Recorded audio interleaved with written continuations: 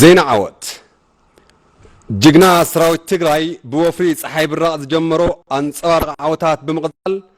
መስመር ወልዲያ ወታ ብዝወሰዶ መጥቃዕቲ ስትራቴጂካዊ ቦታ ደብረ ዘቢጥ ንዋና ከተማ ጋይንት ከተማ ንፋስ መውጫን ንከተማ ጨጨሆን ኣብ ትሕቲ ቁፅጽሩ ኣውዒለሎም ሙሉእ ትሕዝቱ ብዳሙራ ያሕያ ከም ዝስዕብ ክቐርብ እዩ ሰራዊት ትግራይ ብወፍሪ ፀሓይ ብራቕ ዝጀመሮ አንጸባራቂ ዓወታት በመቀጠል ኣብ መስመር ወልዲያ ወረታ ብዝወሰዶ መጥቃዕቲን ስትራቴጂካዊ ቦታ ደብረ ዘቢጥ ንዋና ከተማ ጋይንት ከተማ ንፋስ መውጫን ጨጨሆን ኣብ ትሕቲ ቁፅጽሩ ኣውዒለሎም ኣብ ዝውግእ ክሳብ ሕዚ ናብ ውግእ ከይኣተወ ዝጸንሐ ናይ መበል 22 ክፍለ ሰራዊት 2 ኮማንዶ በጦለንን ፍሉይ ሓይሊ ኣምሓራን ብብዙሓት መዳፍዕን ተተኳስን ተደጊፉን ኣለዋኒ ዝብለን ነፈርቲ ውግእ እንተሳተፈውን ካብ ምድምሳስ ግን ክድሕን ይከኣለን ጸላኢ ጉዕዞ ሓየት ሰራዊት ትግራይ ንምዕጋትን ቁልፊ ቦታ ንመሓዝን ተደጋጋምን ክልተ መዓልታትን ተፈተነውን ሰራዊትና በሓሙሽተ ነሓሰ ብዝወሰዶ በርቃዊ መጥቃዕቲ ናብ ገደላትን ኣጻድፍን ተበታቲኑ እዩ ንስትራቴጂካዊ ቦታ ደብረ ዘቢጥ ዝተቆጻጸረ ሰራዊትና ብዕለት 6 ነሓሰ ወጋሕታ ድማ ጨጨሆ ንዝበሃል ቁልፊ ቦታ ተቆጻጺሮሎም ጅግና ሰራዊት ትግራይ ንጸላኢ ዕድል ከይሃበ ዝወሰዶ ቁልጥፍ መጥቃዕቲ ሃንደበት ዝኾነ ፍሉይ ሓይሊ ኣምሓራ ተበታቲኑ ኣብ ኣብያተ እምነት ኣብ ኣብያተ ትምህርትን ተሸጊጡ ክከላኸል እንተፈተነውን ብሓየት ሰራዊት ትግራይ ገሊኡ ተደምሲሱ ገሊኡ ድማ ብምብትታን ዋና ከተማ ጋይንት ዝኾነት ከተማ ንፋስ መውጫ ተቆጻጺሮሎም ኣብዚ ካብ 4 ነሓሰ ክሳብ 6 ነሓሰ ዝተኻየደ ውግእ ልዕሊ 1,000 ሞት ልዕሊ 1,500 ዕሱብ ሰራዊት ኣብይ ድማ ቁሱል ኮይኖሎም ብርክት ዝበለ ማእኸላይን ፎኮስትን ኣጽዋራት ድማ ንብረት ሰራዊት ትግራይ ኮይኖሎም ኣብ ዘወፍሪ ህዝቢ ኣምሓራ ብሓፈሻ ህዝቢ ጋይንት ድማ ብፍላይ ነቲ ቅድሚ 31 ዓመት አንጻር ደርጋብ ዝተኻየደ ወሳኒ ናይ ጉናን ደብረ ታቦርን ውግእ ጽኑዕ ደጀን ኮይኑ ታሪኽ ዝሰርሐ ለምውን ተመሳሳሊ ታሪኽ ይፍጽመሎም ስለዝኾነ ህዝቢ ጋይንት ንሰራዊትና ዝገብሮ ዘሎ ድጋፍን ወተሃደራዊ ኮማንድ ሰራዊት ትግራይ ዘለዎ ልዑል ክብርን ምስጋናን ይገልጽ ብወፍሪ ፀሓይ ብራቕ ዝካየድ ዘሎ መጠነ ሰፊሕ መጥቃዕቲ ሕዝውን ተጠናኺሩ ይቕጽል ምህላው ወተሃደራዊ ኮማንድ ሰራዊት ትግራይ ገሊጾሎም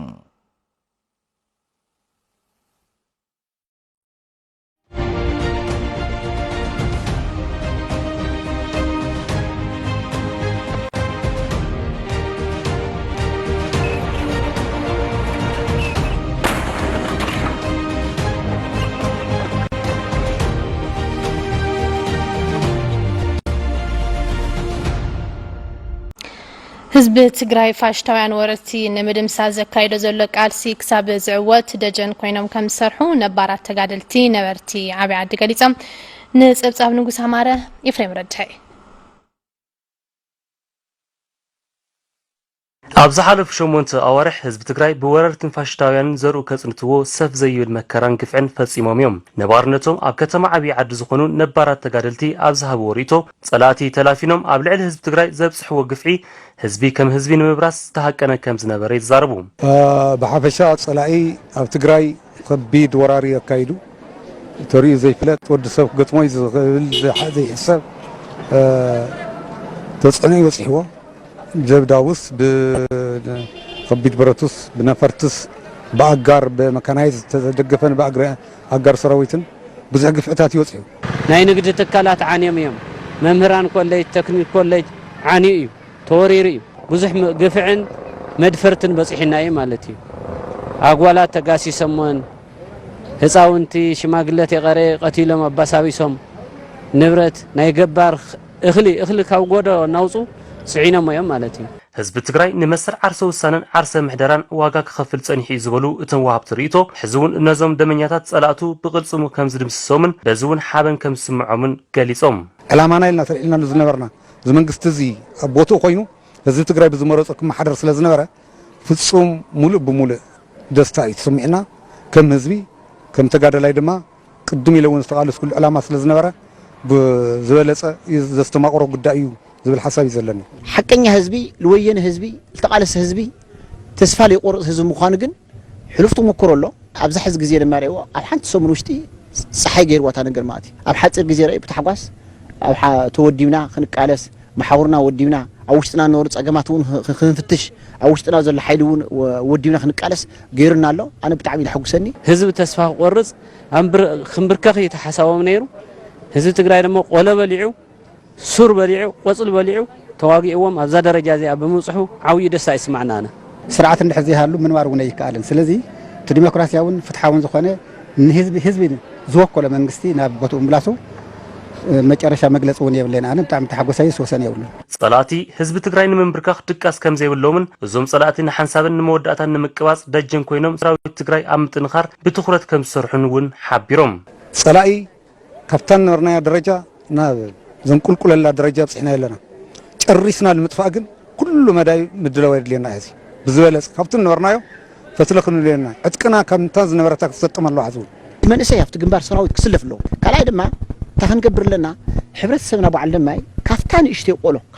ቆሎ ሒዙ ስንቁ ሒዙ ስካታ ትድለይ ናይ ግንባር ቦታ ክናብጽሕ ንኽእል ኣዋዳድባ ክንውድብ ለና ታፍታ ዘላትና ንእሽተይ እቶት ኣብ ግንባር ንዘሎ ሰራዊትና ድጋፍ እናሃብና ደቅና እናኽተትና ሰዓብታ ሹታ ክነብጽሕ ምዃንና እርግጸኛ እያ ዝግባእ ዋጋ ክንከፍል ክንክእል ኣለና ናይ ህይወት ዋጋ ክንከፍል ናይ ንዋት ዋጋ ክንከፍል ደቅና ክነስንቕ ክነተባብዕ ክነጋደል ይግባእ ማለት እዩ ህዝቢ በብኸባቢኡ ሰራዊት ትግራይ ንምጥንኻር ዝገብሮ ዘሎ ምንቅስቃስ ተጠናኺሩ ይቕጽል ከም ዘሎ ድማ ንምፍላጥ ተኻኢሉ ማሕበር ልምዓት ምቕናይ ትግራይ ብሰንኪ ፋሽስታውያን ወረርቲ ካብ መረበተን ንዝተመዛበላ ኣዴታት ልዕሊ 200,000 ብር ሓገዝ ሂባ ተሓገዝቲ ኣዴታት ብወገነን ንዝተገበረለን ሓገዝ ብምምስጋን ተረኺቡ ዘሎ ዓወት ኣብ መወዳእታ ንኽበጽሕ ኣብ ጎኒ ሰራዊት ትግራይ ብምዃን ደጀነተን ኣጠናኺረን ከም ዝቕጽላሉ ኣረጋጊፀን ንፀብጻብ በላይ ሽፈራው ሕዚ እውን ኤፍሬም ረዳይ ማሕበር ልምዓት መቐናይ ትግራይ ብሰንኪ ፋሽስታውያን ወረርቲ ተመዛቢለን ኣብ ዝተፈላለዩ መዕቆቢታት ከተማ መቐለ ንዝርከባ ኣዴታት ትግራይ 200,000 ብር ገንዘባዊ ሓገዝ ኣበርኪታ እተን ሓገዝ ተገበረለን ተመዛበልቲ ኣዴታት ትግራይ በታ ማሕበር ዝተገበረለን ሓገዝ ብምምስጋን ጅግና ሰራዊት ትግራይ ኣብ ልዕሊ ፋሽስታውያን ዘመዝግቦ ዘሎ ዓወት ብምስትምቓርን ዝሕፈዝ ዘሎ ዓወት እውን ይድበሳ ከም ዘለዋ ተዛሪበን ታላ ካብ ትግራይ ዝፈጠርናስ ምንም ዝኸፈና ነገር የለን ሕጂ እውን ኣቕምኹም ብዝፈቐዶ ሓጊዝኩምና ኣለኹም ሓገዝኩም እውን ቀጻሊ እዩ ሓገዝኩም ይፈለየና ስለዚ ክብረት ይሃበና ብጣዕሚ ኢና ነመስግን ተሓገዝ ብፍላይ ንሕና ሓራሳት ጥኑሳት ናይ ልምዓንቲ ሓገዝ ምጽቡቕ ደስ በሃሊ እዩ ይሕጎስን ይሕበንን ምክንያቱ ኣነ ኣብቲ ዘይትኸውን ሰዓት ነፍሰ ጡር ኮይነ ሓራስ ኮይነ እምበር ሕጂ እውን ንትግራይ ዘይኸውን መንገዲ የለን ትውግእ እስካብ መጨረሽታ በፂሑ ሰላም ንኽርከብ ንዞም ኣሕዋትናን ደቅናን ዝኾኑ ብሓገዝ መልክዕ ንሕና እውን ካብታ ዘላትና ዋላ ካብዛ ልምዓንቲ ዝተዋሃበትና 100 ትኾን 200 ይኹን ክንሕግዝ ኣለና እቲ ሓገዝ ተመዛቢለን ኣብ ከተማ መቐለ ኣዕቂበን ንዝርከባ ነፍሰ ጾር ሓራሳትን ሕዱር ሕማምን ዘለዎን ኣዴታት ዝውዕል ከም ዝኾነ ዝሓበሩ ኣካየዲ ስራሕ እታ ማሕበር ኣይተ ኣቤል ገምረ መድህን እቲ ሓገዝ ተጠናኺሩ ከም ዝቕጽል ገሊጾም ኣዴታት ኮይነን እውን ፍሉይ ፀገም ዘለወን ከም ትፈልጥዎ እውን እቲ ኩናት እዚ ነውራሚ ብዙሕ ዓይነት ነገራት ኣሎ ብዙሕ ዓይነት ፀገም ኣዴታትና በፂሑ እዩ ኣዴታት ጉድኣት ጥራሕ ዘይኮናስ ጀጋኑ ኮይነን ሲቃለስ እየን ዘለዋ ናትን ቃልሲ እዩ ብቐንዱ ንሕና እውን ምስ ናይ ገንዘብ ሕፅረት ስለ ዘሎ ካብ ባንክታት ገንዘባዊ ሓገዝ ቀጥታ እንተን ተጠቀምቲ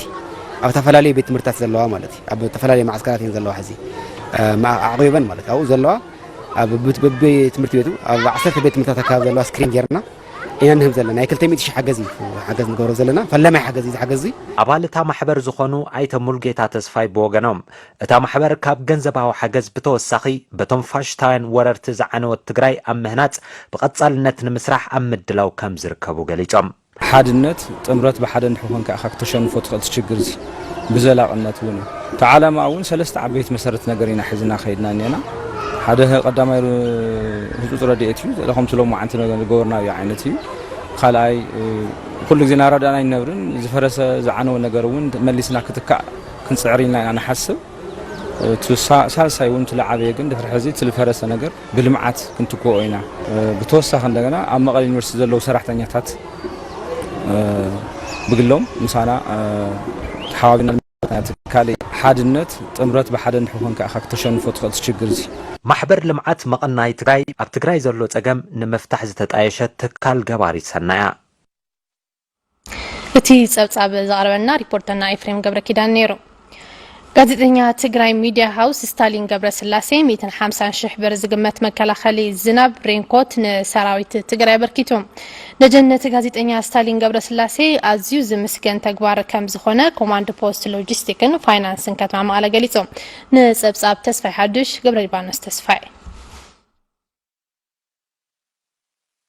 ህዝብ ትግራይ ሃለዋቱን ድሕንነቱን ንምርግጋጽ አንጻር ፋሽስታውያን ወረርትን ዕሱብ ውልቀ መላኺ መንግስቲ ኢሳያስ አፈወርቅን ተስፋሕፋሕቲ ሓይልታት ኣምሓራን ኣብ ዝገብሮ ዘሎ ቃልሲ ብርክት ዝበሉ ዲያስፖራ ተጋሩ ሓገዞም እናወፍዮም ካብቶም ሓገዞም እናበርከቱ ዝርከቡ ጋዜጠኛ ትግራይ ሚዲያ ሃውስ ስታሊን ገብረስላሴ ሓደ እዩ ፋሽስታውያን ወረርቲ ዕሱብ ውልቀ መላኺ መንግስቲ ኢሳያስን ተስፋሕፋሕቲ ሓይልታት ኣምሓራን ኣብ ልዕሊ ህዝቢ ትግራይ ዝፈጸምዎም ማዕለያ ዘይብሉ ግፍዕታት ኣብ ምቅላሕን ሓቅታት ምውፃእን ትንፋስ ህዝቢ ትግራይ ብምዃን ዝበፅሐ ግፍዒ ዓለም ክፈልጦ ልዑል ተራ ዝተፃወተ እናተፃወተን ዝርከብ ጋዜጠኛ እዩ ጋዜጠኛ ስታሊን ገብረስላሴ ሕዝውን ጅግና ሰራዊት ትግራይ እናመዝገቦ ዘሎ አንጸባራቂ ዓወት እናናዓደ ንሰራዊት ትግራይ ዝውዕል ብብር 150,000 ዝግመት መከላኸሊ ዝናብ ጃኬት ሬንኮት بتوكلتي بيت سون متعبيتون زخونو ايت إلياس ولدين ايت ميكيل دستان ابركيتوم لاموت اكل هزو تግራይ ዝገበሮ ዘሎ መኸተ እዩ ትግራይ ሲዕራ እያ መሊ ኣነ ክስዕር ድማ ተወሳኺ ቃልሲ የድሊ ስለዚ ኣብ ተወሳኺ ቃልሲ ከም ትፈልጦ ዲያስፖራ ተጋሩ ብዙሕ ቃልሲ ካይደለው ቀዲሞም ዝጀመሩ ሳተም እዮም ካብኣቶም ሓደ ኣካል ኮይኑ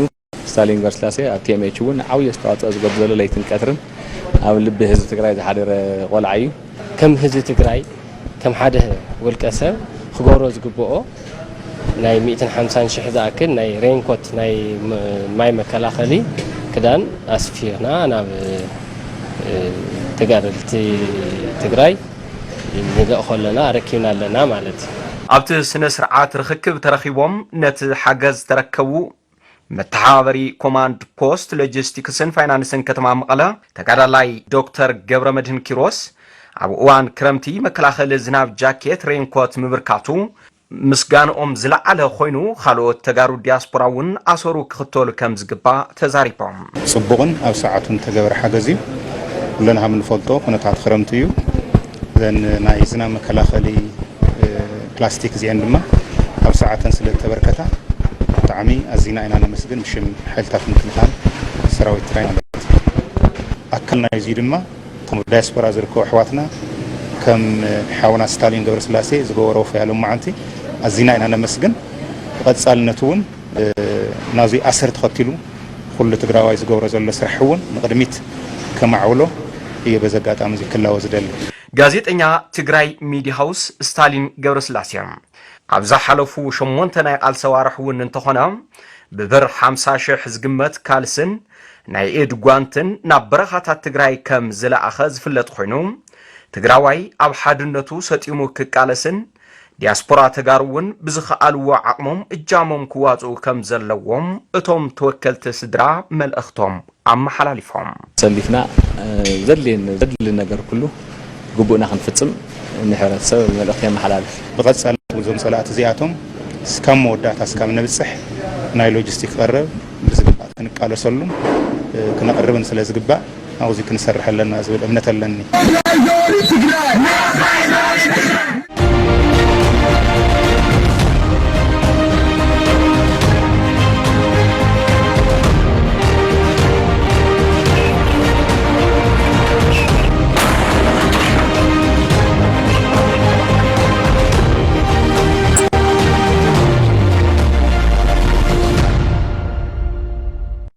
زيناتنا نعطليا فاشيست أبي أحمد وررت حيلتات أمحران أبي العلز بتجراي زفتمو زلو بدل أبي العلز بعفار كيد جمن مكلاس كوريزنا تلعنا عنا كبلون بمعارك مكتل كوميشنر أما خارج حنة كل العفار زنبرو كونريل محمد أحمد جليزام هيوت برهانه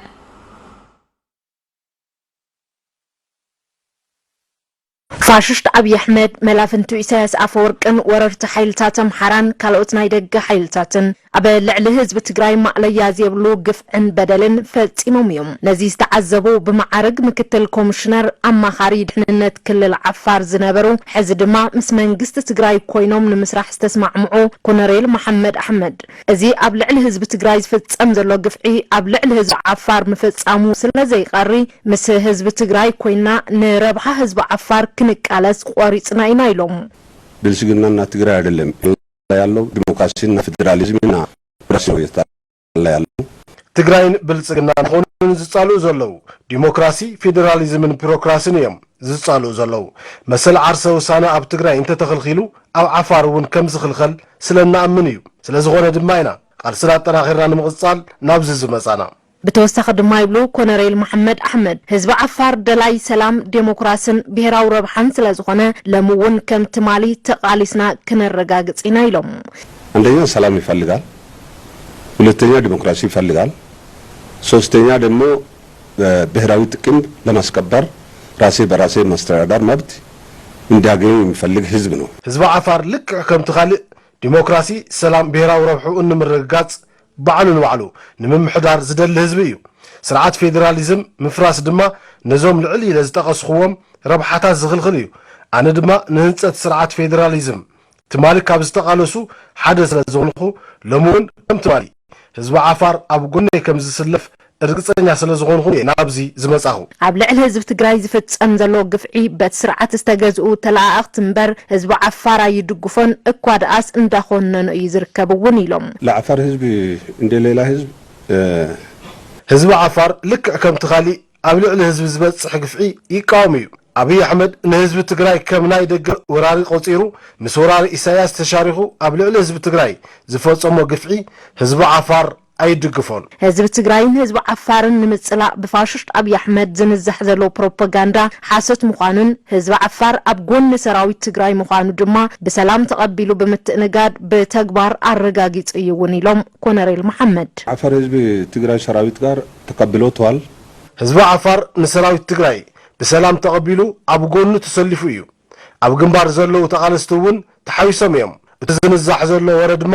ሓሰት ምዃኑ ህዝብ ዓፋር ፈሊጥዎ እዩ ሰራዊት አብይ ኣብ ልዕሊ ህዝብ ዓፋር ዝፈጸምዎ ግፍዒ ሰራዊት ትግራይ ከም ዝፍጽሞ ገይሮም ዝውረ ፕሮፓጋንዳ ኣባይታን ትረአ ጌጋ እዩ ስለዚ ንሕና ሰራዊት ዓፋር ኣለና ኣብ ጎኒ ሰራዊት ትግራይ እውን ተሰሊፉ እዩ ትማሊ ሓቢርና ከም ዝተዋደቕና ለምውን ሓቢርና ክንቃለስ ተላዒልና ኢና አብይ አሕመድ በብግዚኡ ዝዛረቦ ሓሰት ዘረባ كيسمعنا حزب عفارن تግራይን بحبار تقاليسنا ውጽኢት ከም እንመዝግብውን نأمن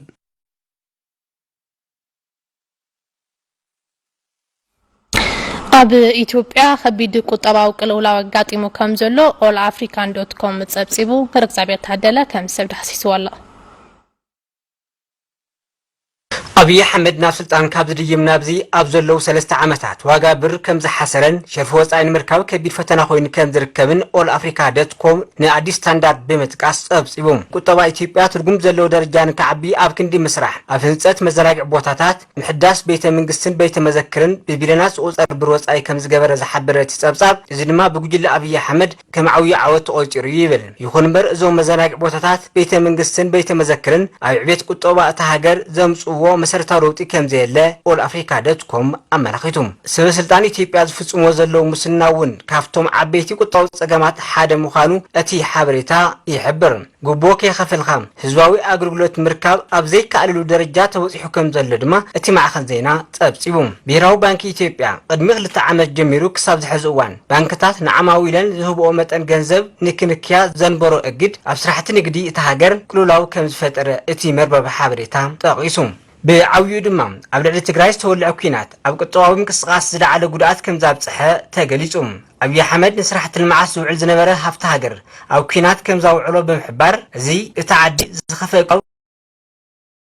كجت ما كم زجبرة اتمع خنزينا أسفيرهم كابوكينات تجراي بتوسخين أبي كلات بين شانقول جومز أوروميا سومالين أمحران زجات أمو جنت ساتون طبعا إثيوبيا نخداخم كابز جورو مهنيات تتقسم خانم أنا تشيرهم أبزحز وان نهر واقع داجان أزيو تشوفو كم زلن إثيوبيا نمن نباورو أتقامت هاجر كوينا كم تركبن allafrica.com نادي ستاندر ፍልፍል ገይሩ ዝዘርግሑ ሓበሬታ ኣመላኺቱ ኣብይ ኣሕመድ ናብ ስልጣን ቅድሚ ምድያቡ ኣብ ዝነበሩ 2 ዓመታት ኢትዮጵያ ቅልጡፍ ቁጠባዊ ዕብየት የምዝግባ ካብ ዝነበረ ሃገራት ተጠቃሲት ምንባራ ተገሊጹ ምድለ ፋሽስት ኣብይ ኣሕመድ ካብ ሳማንታ ፓወር ዓርሱ ዘግደለሉ ምኽንያት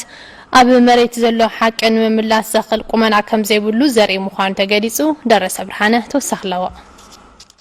This week, the Biden administration is sending its most senior official yet to Addis Ababa. من محدار جو بايدن ኣብ ትግራይ ዝሓገየ ወራር ገሰሰ መሰላት ሚኻ መንበካ ዓሊሙ ስራው ሓገታት ባዕድ ግዳይቱ ወራር ከይበጽሕ ምንባር ካልኦሳዊ ኣካላዊ ኣምራውን ባህላውን ዕንወታት ኣብ ትግራይ ደው ንኸብሉም ዝተፈላለዩ ኣጋጣሚታት ክገልጽ ጸኒሕዮም ዕሱብ ወራር ሰራዊት ኤርትራ ካብ መሬት ትግራይ ክወጽእ ተስፋሕፋሕተ ዓቀይታ ኣምሓራ ካብ ትግራይ ክወጽእን ሰራው ሓገዛት ብዘይ ምንም ምጉልላ ናብ ህዝቢ ትግራይ ክባጻሕ ከምኡ ድማ ወረርቲ ሓይልታት መልክዑና ለወጡ ኣብ ልዕሊ ህዝቢ ትግራይ የካይድዎ ዘለው ኩናት ደው ንኸብሉን ኣፈላላይ ብልዝ ክፍታሕ ዓሊሙ ነይሩ ሓላፊት ኤጀንሲ ተራድኦ ልምዓት ኣሜሪካ سمانتا باور نا إثيوبيا زمرحام بسودان بلن بمعراب تجراي نا أديس أبا زأتوا سمانتا باور فانو قبل على تجارو نبرتي زواسمين معراب زبس حبوز اللو قفعي أثر المقوامن كمون محور العالم قداي سواء أو النتجراي بتخرتي كاتاتلون تهالوون زاجد هيوت نمدحان زمت زلو سواء حجز 10 مئة وطرح ناف تجراي بس عمل لاون أفريهن باور أو تجراي زتعذبوا كل مدايك لولاو مسأبي أحمدن محاورن مزتاي تسفا كم زنبرن زتقصص أبصار أسوشيتد بريس أبي أحمدن دمك أما كونن كون لما عرسم كقللو كم زخالون زتجبر دما نتن بعلت مزت راح زي كونس من محدار بايدن نعقد كم زخانة جليسن إثيوبيا اسكاب إسراء قصاصر أوروبيان على $1 بليون حجز أمريكا تتقامت كم زنحتن زدما كوش تحالفو نتيزوا تمثالية سلام من رجعن كتكون زبلت حساسوا محور سبع عالم زنبر خوينم بقلباتو تنك سلام من رجعن زواقرنا أفريقيا بمخانان أفتقراي بحفش دما ببرك هاجر عاليتنا من ساسر حتى بمفصامام زتفلالي مع عقبات فيزان جنزوا حجزاتنا أمريكان كالوت عليك حتى تكالاتن دون خبولون منجست أمريكا موسانو بتوسخي أبي أحمد مسملافنتو أبلع لتجراين كالوت كللاتن زبصحة جبل من ساعة عاليت بعالم حقي زحتت مخانو بمردة تجبر كبيس تصفى مخانو عرسو خجل الكم زمارسم صبصباتي جلسم استجل تجبر ساعة عاليت التأخير يقصر المهلاو مرتعة أمنستي انترناشنال كونام هيومان رايتس ووتش تلزلن نزي تكبر ملسي كم زي بلو بمأمان كم زخونا ونيوم نخحبا زخاء ليبلوم زتفلاليوم سابات سمانتا باور عصب سراويت إرترا ملوء بملوء كامريت يوتيوبيا خوصي صنفنيا تسفع فحمل الشام حران فخانون كامريت تقراي كوصي سواء حاجز كونه محبرا وأقل قلوتاتنا في تقراي نخبا صحو بتويتر قسم كم زتقعيوم أسوشيتد بريس زي صبصبام أموداتا أب لعل تجراي استولع زرقي ناي مصنعت ورر أجندة عالم كخون أمجبار ميداتات عالم العل جدا كم ست أو تأمن فاشت أبي أحمدن مشاركتون حزب تجراي كابجت أمريت المدفع زي أوجو كينات كاب ميداتاتن حزب وركباتن تحبيهم كيف تسموز حسوج أف كيسر برلهم تعرفوا أبز جدا جرت غير حيلو زدالوتن التانة حبن كحسيد ما كم سكاروي struggle, which was also along the lines of demanding autonomy or at least against marginalization by the central. أوفرتي أبي أحمد تجراي نمودا استقوايه جوجلا أبي أحمد محبر السبع علم كغربوت صنح حتى سلام دقاقي مكنات قوت أني حيم نزحلفو سلست عماوتي مستصفح فحتي حيلتات همحران أبي قدقاد خوينخا كاب متخواس وزعي خلا حساب مزيولو سراويت إساس صافور كنت حوابيرون مدلاو كينات كقبر صنح أبي أحمد كاب 25 تقمتي خلتشان 10 سلسنا عام تمرد جميروم ناب تجراي زوسدو من قدتاتن مراخبيتاتن بمعصاون عبل الحزب تجراي دمان سواءون كل مداوين كوينات مواجو ذكرم فاشش أبي أحمدن إساس صافوركن عبل الحزب تجراي تفصمو ورار مبزحتين ميدياتات عالم زرع مدفع بزبر رأسي كسيمو كلوان ميدياتات أبي أحمد جنام عينن بجو حاسبن حسوان حق مخبار بمبالك جلسون تراينين أما خر هتلر خوينك سرح صنحة جوزيف جوبليس من قصة ኩናት ዝሓዝዎ ኣጀንዳን ከፈጽሙ ህዝቦም ብዝተረጋጋሚ ክሕስዎን ኣታሊሎም ናብ ዒላምኦም ከእትውዎን ይግባእ ዝብል ኣምር ነይርዎም ብምኽሪ ጆብሊስ ተደፋፊዩ ኣብ ልዕሊ ኣይሁዳውያን ኩናት ዘርኢ ምጥፋእ ዝኣወጀ ሂትለር ድማ ንምብራዕ ካልኣይ ኩናት ዓለም ምኽንያት ምዃኑ ኣብ ታሪክ ተሰኒድሎም ዘርኢ ኣይሁዳውያን ብምጥፋእ ንስልጣኑ ዝተማዕራረየት ዓለም ንክትፍጠር ልዑል ፃዕሪ ክገብር ፀንሐ ሂትለር ዓለም ማሕበራዊ ቁጠባውን ፖለቲካውን ክሳራ ብዝሕላ ብከንቱ ድማ ሓሊፉ እዩ ገባትን ኣረሜናውን ተግባር ሓይልታት ኣምሓራ ኣማእዚንዎም ኣብ ልዕሊ ህዝቢ ትግራይ ሙሉእ እግዝ ዝኸፈተ ፋሽስት ኣብይ ኣሕመድ ዕምሪ ስልጣኑን ምንዋሕ ክበሃል ጥራይ ትግራይን ትግራዋይነትን ካብ ገጽ ምድሪ ብምጥፋእ ኣብ መበል 21 ክፍለ ዘመን ሓዱሽ ታሪክ ክጽሕፍ ተደፋፊዩ ፋሽስታዊ ጉጅለ ኣብይ ኣሕመድን መሻርክቱ ውልቀ መላኺ ኢሳያስ አፈወርቅን ንሰለስተ ዓማውቲ ከኣልምዎ ፀንሑ ሽርሒ ዛዚሞም 24 ጥቅምቲ 2013 ዓ.ም ኣብ ልዕሊ ህዝቢ ትግራይ ዝኣወጅዎ ልፍንታዊ ኩናት ዘርኢ ምጥፋእ ኣብ ኣፍሪካ ቅድሚ ሕዚ ተፈቲኖም ዘይፈልጡ ዓይነታት ኣጽዋር ብምጥቃም ተጋሩ ርሶም ከድንኑ ወይ ድማ ኣብ ገጽ ምድሪ ዝነበሮም ህላዊ ክውዳእ ፈሪዶምሉ ህዝቢ ትግራይ ንዝሓለፉ 8 ወርሕ ኣብ እንግድኡ ኣደራዕ ክሽከም እኳ እንተተፈረደሉ እዛ ኣደራዕ ካብ እንግድኡ ንምድርባይ ክገብሮ ፀንሐ ቃልሲ ከም ዘሎ ኮይኑ ብደረጃ ዓለም ተግባር ፋሽስታውያንን ወረርስን ክቀላዕ ምግባር ድማ ግደ ሚድያታት ዓለም ዝለዓለ ብፅሒት ነይርወን ሚድያታት ትግራይ ካብ ስርዓት ፋሽስት ኣብይ ኣሕመድ ክበፅሕን ፀንሐ ኣፈናት ተፃዊረን ኣረሜናዊ ተግባር ፋሽስታውያን ክቀላዕ እንኳ ተፀንሐ 19 ሕዳር 2013 ዓ.ም ወታደራት ናብ ርእሰ ከተማ ትግራይ قلمتهم صعيبون مسكاكحت جبنات وررت حيلتات كابعين محبرسب عالم تشفينهم صني حميم أبي أحمدن مشاركتن حزب تجري أبصلمات نمود داز حزوا أجندا أب موداتون مبصح كلهم عينتات كفعدات فتيمهم اليوم قبل الحزب تجري زرن هايمونتن كمدما أدمن صوتان كيف ليس تفسمه انسساو قفعين كابعيني ميدياتات عالم نوانو تخويلو صنيحيم كاب محبرسب عالم تخويل صنحه قداي تجري أوش سعدن وزان زنبرو تجارو بسفتر وتمرد عب كولي استفسمو قفعتات ناب عيني محبرسب عالم كبتصحو مقبارم صعيبون عالم لخوان ميدياتات أب تجري زلو هلو خونتات نخزو روي سقطي فتيرميم جلاب أحمد أب تجري زاوجو كينات زرم متفاكم استودم كتبربر كوان تصنحم عالم لخ ميدياتات أب مريز زلو حق نخفلتام بسنكز فترو سقطي ناب تجري متاوز خالا ميدياتات أب تجري زرخبو حقتات ناب محبرسب عالم كتصح بمقبار مدنقر أبي أحمد صحيك وقاخي إليم أب كتما مقالة زله اللو خونتات عمل كيتا فاللامايت ارتاب زغربت غازيت انيا فرانس 24 زخونت ماريا جرز حزب تجراي ايدو نتكالات رديت زرقحو كتبل اقالي حاتم اب تجراي هنصت مسرت لمعات جميرنا كبل صنحه جوجل ابي احمد اب مريت زلو حقي بمقلاح ጥራሕ ዝባኑ ኣብፅያቶም ኣብ ቤት ትምህርቲ ማዓይን ኮይና ቀጥታው ፀብፃብ ዘቕረበት እዛ ጋዜጠኛ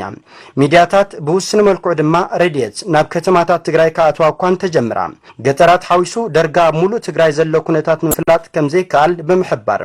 شغلت محبرسب عالم داغماي كلعال جيراتيان to escape the conflict in the region which is continuing in many parts of Tigray and even here in Mekele there is a very severe shortage of food and medicine and other basic necessities ህዝቢ ትግራይ ኣብ ስቃይ ይርከብ ውስናት ትካላት ረድኤትን ሚድያታትን እኳ ኣብ መቐለ እንተሃለዋ ብዛዕባ ካሊእ ከባብታት ትግራይ ዝፈልጦ ጉዳይ የብለን ኣብ ከተማ መቐለ እውን እንተኾነ ብሰንኪ ጥሜት መጥወው ታዴታት ንደቀን ጸባ ክምግባ ይከኣላን